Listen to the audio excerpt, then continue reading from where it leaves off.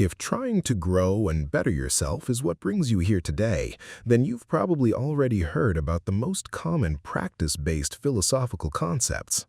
Most people assume that once you've covered the essentials, you've covered philosophy, as if wisdom fits neatly into one list and then you're done. That's not how this works. Some of the most transformative ideas in the history of human thought are barely known outside academic circles, and several of them are, if anything, more immediately useful than the first 10 that were covered in the previous video. They come from traditions that rarely get taught alongside each other: Taoist China, Zen Japan, Southern Africa, ancient Greece, and 20th century Europe, because no single culture had a monopoly on figuring out how to live well. And sometimes it's about trying on different hats and shoes to see which ones fit you best. So here are 10 more. We suggest that if any of these resonate with you, then try them out daily for a while and journal any changes in perspective or insights that you notice. The first concept is Wu Wei, effortless action. Ancient Taoist philosophy describes Wu Wei as acting in alignment with the natural flow of a situation, rather than forcing an outcome through sheer will. This is not laziness. It's the difference between swimming against a current until you're exhausted and finding the exact point where the current can carry you instead. Modern life rewards visible effort. The person straining hardest looks the most committed. The busiest calendar looks the most impressive. But straining against a problem that actually requires patience or forcing a conversation that needs space to breathe often makes things worse, not better. The skill isn't giving up. It's learning to distinguish wherever genuinely helps from where it's just resistance dressed up as diligence. To practice Wu Wei, notice the next time you're forcing something, a decision, a reply, a plan that isn't coming together, and ask honestly what would happen if you simply waited for the right conditions instead of manufacturing them through effort alone. The second concept is Wabi-Sabi, beauty in imperfection.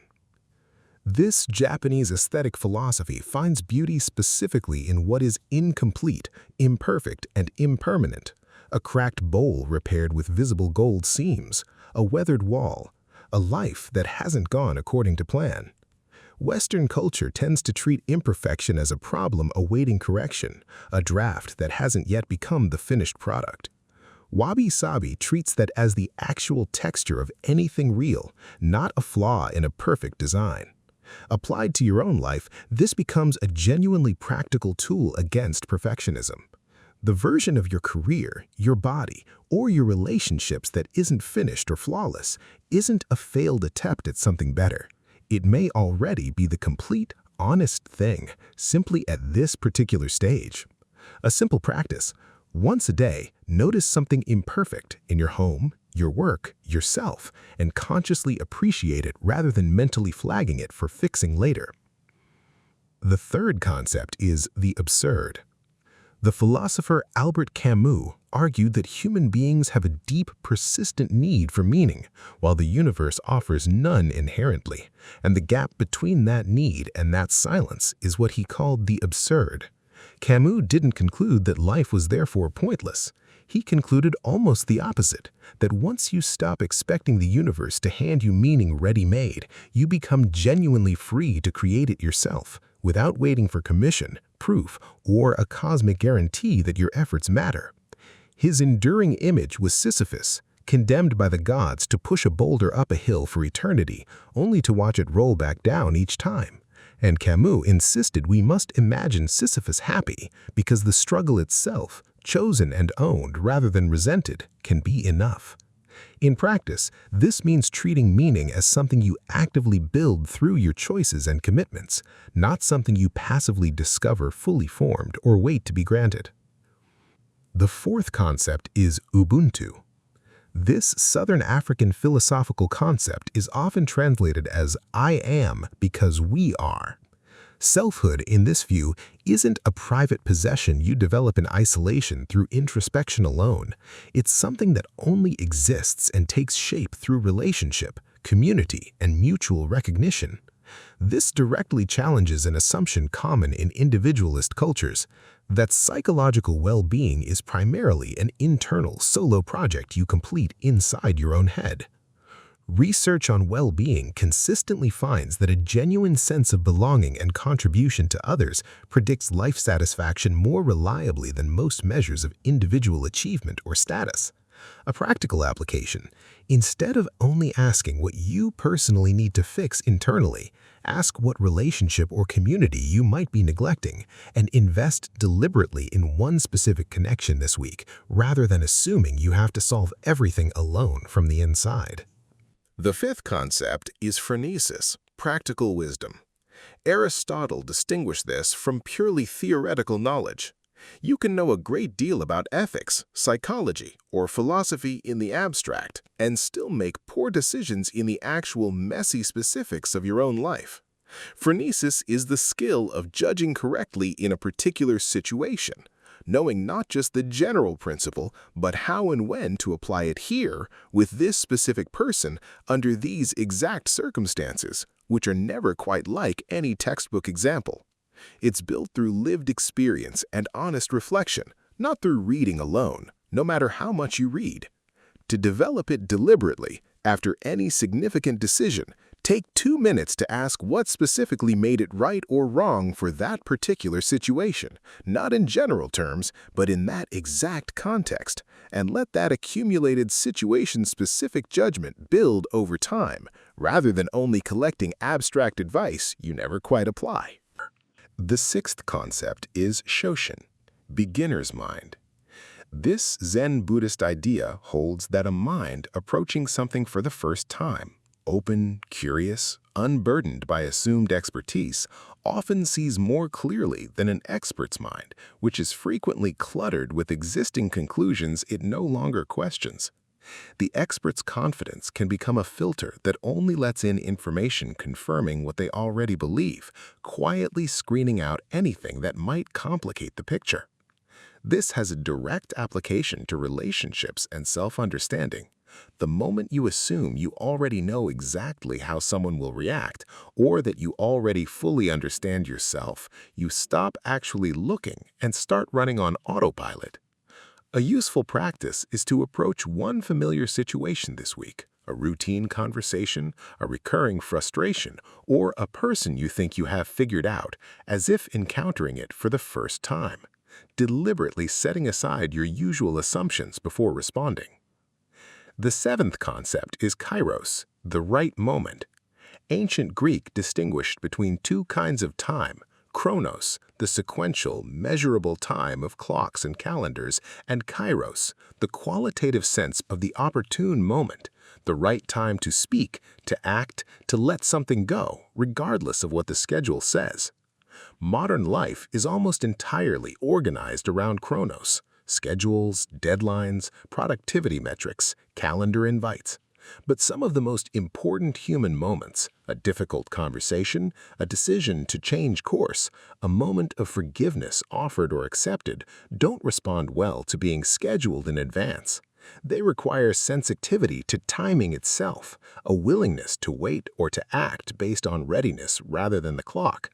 Practically, this means learning to distinguish urgency from readiness. Before forcing an important conversation or decision onto your own timetable simply because it's overdue, ask honestly whether this is actually the right moment or simply the moment your calendar or your impatience demands it.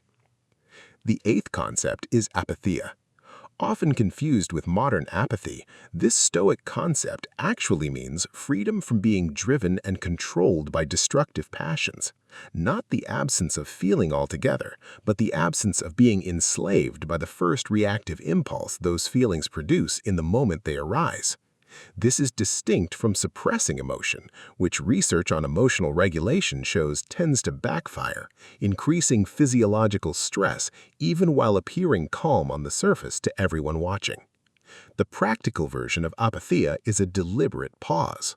When a strong reactive impulse arrives, to snap back, to send the angry message immediately, to make the big decision in the heat of the moment, build in a genuine gap between the feeling and the action, even just 10 seconds before you respond. The ninth concept is the categorical imperative. The philosopher Immanuel Kant proposed a test for any action. Could you rationally will that everyone in exactly the same situation acted the same way without contradiction? And separately, are you treating people, including yourself, as ends in themselves, worthy of respect for their own sake, rather than merely as means to something else you happen to want from them? This second part is easy to apply outward toward other people, and strangely hard to apply inward toward yourself. Many people treat themselves purely as instruments for productivity, achievement, or others' approval, rarely as someone deserving basic respect in their own right, independent of output. A direct practical test.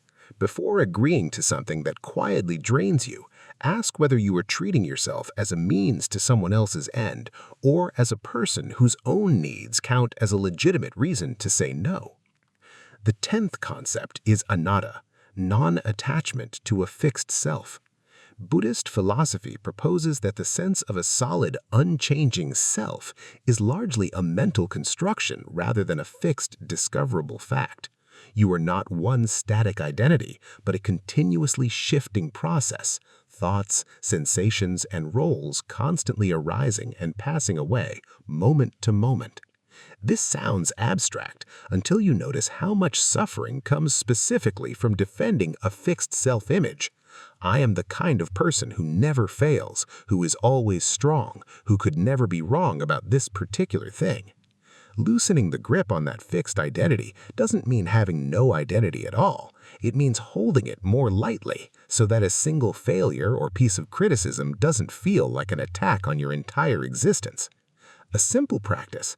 The next time you notice yourself becoming defensive, ask what fixed idea of yourself feels threatened in that exact moment, and consider holding that idea just a little bit more loosely than you have been. None of these 10 ideas ask you to become a philosopher. They ask you to borrow a handful of specific, tested tools that other minds have already built, tested, and refined across very different times and places, for acting without forcing, for finding beauty without requiring perfection, for making meaning without a guarantee, for belonging without losing yourself entirely, for judging wisely in the actual moment rather than in theory, for seeing situations freshly instead of through old assumptions, for timing your actions rightly, for feeling deeply without being ruled by the first reaction, for respecting yourself as more than a means to an end, and for holding your own identity a little more loosely when it comes under threat. Combined with the first 10, that's now 20 specific, practical orientations toward a mind that thinks more clearly and a life that holds steadier under real pressure. Not abstract philosophy for its own sake, but a working toolkit. Philosophy was never meant to be admired from a distance, kept behind glass in a lecture hall. It was built tool by tool across thousands of years and dozens of cultures by people trying to answer the exact question you're quietly asking right now. How do I make this struggle easier?